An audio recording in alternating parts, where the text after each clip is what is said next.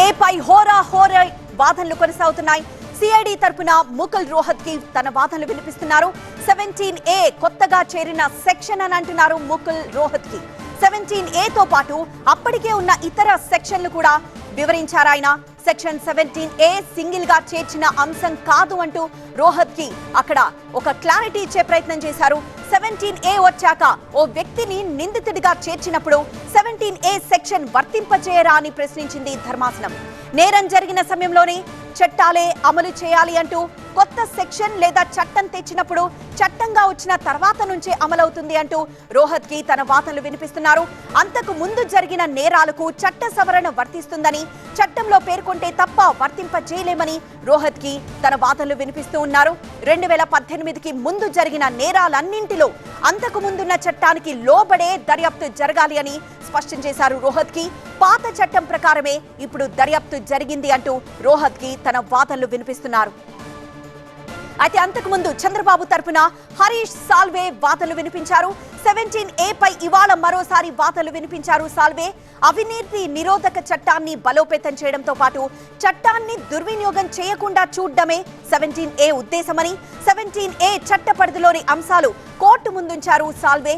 యశ్వంత్ సిన్హా కేసులో, రఫేల్ కొనుగోళ్ల తర్వాత దాఖలైన కేసులపై వచ్చిన తీర్పులను ఉదహరించారు సాల్వే. జస్టిస్ KM జోసెఫ్ తీర్పు ఉదహరించారు సాల్వే. అలానే రఫేల్ కొనుగోళ్లపై యశ్వంత్ సిన్హా దాఖలు చేసిన రివ్యూ పిటిషన్లను కొట్టివేశారు జస్టిస్ KM జోసెఫ్. 1988లో రూపొందిన అవినీతి నిరోధక చట్టాన్ని పరిశీలిస్తే దాదాపు అధికారికి ఎలాంటి హక్కులు లేవని చెబుతోంది. దర్యాప్తు అనేది ఒక విధి మాత్రమే తప్ప హక్కు కాదు అంటూ తన వాదనలు వినిపించారు సాల్వే.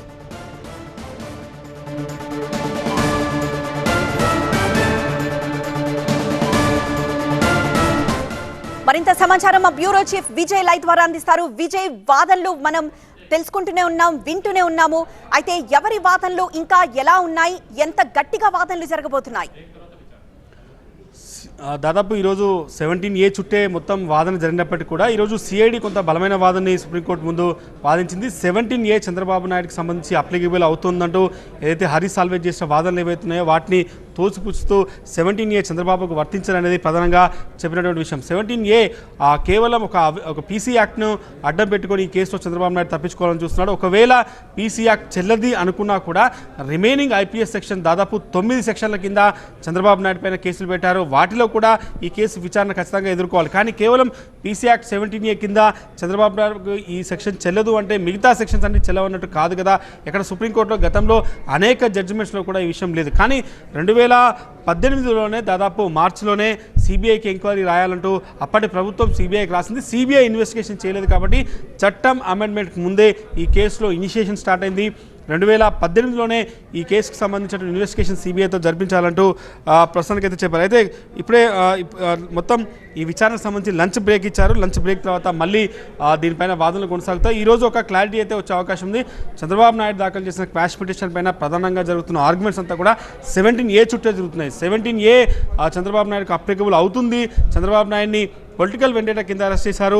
ఆయన సంబంధించినటువంటి ఏవైతే క్యాబినెట్ అప్రూవల్ కావచ్చు ఇవన్నీ కూడా ఆయన చేసినప్పటికీ కూడా ఈ కేసులో 17A చంద్రబాబుకి వర్తిస్తుంది అనేది హరీష్ సాల్వే ప్రధానంగా చెప్తున్నారు. కానీ ఇలా ముకుల్ రోహత్కి మాత్రం 17A అనేదాన్ని ముందు పెట్టుకుని ఆయన ఈ కేసు మొత్తాన్ని రిమాండ్ని పాస్ చేయాలని కోరుతున్నారు. ఇది కరెక్ట్ కాదు. ఒకవేళ 17A చెల్లకుండా కూడా మిగతా సెక్షన్స్ ఉన్నాయి.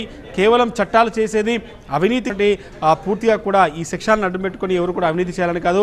ఇది నిజాయితీ గల అధికారుల కోసం మాత్రమే 17A చట్టంలోకి తీసుకొచ్చారు. రాజకీయ నాయకులు ప్రజల సొమ్ముని, ప్రజలకు సంబంధించినటువంటి మొత్తం ఈ ఖజానాన్ని కాపాడాల్సిన వ్యక్తులే వాళ్ళే ప్రైమ్ కాన్స్పిరేటర్గా మారి వేరే కంపెనీలకి, షెల్ కంపెనీస్కి డబ్బులు ట్రాన్స్ఫర్ చేసేలా, డబ్బులు ఇచ్చేలా జీవోలు చేయడం ఎక్కడ కూడా జీవోలు కావచ్చు ఇవన్నీ కూడా లేవు. కాబట్టి ఖచ్చితంగా 17A చంద్రబాబుకు అప్లికబుల్ అవ్వదు అనేది అతను కూడా ఈరోజు ముకుల్ రోహత్ కూడా వాదన వినిపించారు. దేనిపైన దాదాపు 17A పైన ఇప్పటివరకు ఆర్గ్యుమెంట్ జరిగాయి. ఆఫ్టర్ లంచ్ తర్వాత కూడా మళ్ళీ అదే ఇష్యూకి సంబంధించి ఆర్గ్యుమెంట్ జరుగుతాయి. కాబట్టి కోర్టు ఎట్లాంటి ఆదేశాలు ఇవ్వబోతున్నది కీలకంగా మారింది. కానీ చంద్రబాబు నాయుడు తరఫున బలంగా వాదన వినిపించిన హరీష్ సాల్వే మాత్రం 17A చంద్రబాబుకి వర్తిస్తుంది. కేసు చట్టం అమెండ్మెంట్ తర్వాత ఇప్పటివరకు కేసు నమోదు కాలేదు. 2021లో FIR నమోదైంది. అంతకుముందు ఎక్కడ కూడా ఈ కేసులో పూర్తిగా ఆంధ్రప్రదేశ్ ప్రభుత్వం ఎక్కడ కూడా ఇనిషియేషన్ తీసుకోలేదు కాబట్టి ఇది చంద్రబాబు నాయుడుకు వర్తిస్తుంది 17A అని చెప్పి ఆయన చెప్తున్నారు. వర్తించదు అనేది ముకుల్ రోహిత్కి వాదన. ఆఫ్టర్ లంచ్ తర్వాత మళ్ళీ ఏ ఆర్గ్యుమెంట్ జరుగుతాయి, దాంట్లో ఏదైనా కొత్త విషయాలు చెప్తారా, ఈరోజు 17A పైన ఆర్గ్యుమెంట్స్ కంక్లూడ్ అయితే సుప్రీంకోర్టు ఆర్డర్ ఇస్తుందా లేకుంటే వాయిదా వేస్తుందా అనేది చూడాల్సి ఉంది. ముకుల్ రోహిత్కి శుక్రవారానికి వాదన వాయిదా వేయాలని కోరినప్పటికీ కూడా జడ్జి ఆఫ్టర్ లంచ్ తర్వాత ఈ వాదన వింటామని చెప్పారు. కాబట్టి సుప్రీంకోర్టులో 17Aకి సంబంధించి చంద్రబాబు క్రాష్ పిటిషన్ పైన ఈరోజు ఆదేశాలు వస్తాయా లేదని మరికొద్దిసేపట్లో తెలిసే అవకాశం ఉంది. ఎస్ విజయ్.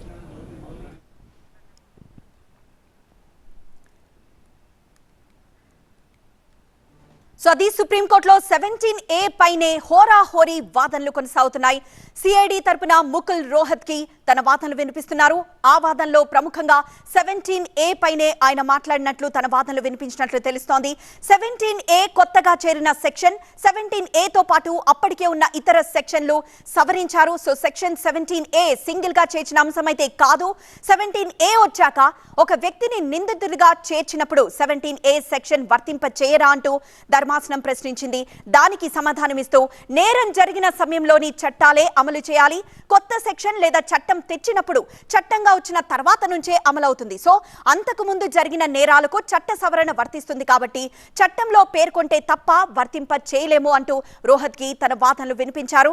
సో 2018కి ముందు జరిగిన నేరాలన్నింటిలో అందుకు ముందున్న చట్టానికి లోబడే ప్రస్తుతం దర్యాప్తు జరగాలని, పాత చట్టం ప్రకారమే ఇప్పుడు కూడా దర్యాప్తు జరుగుతోందంటూ రోహత్ కి తన వాదనలు వినిపించారు.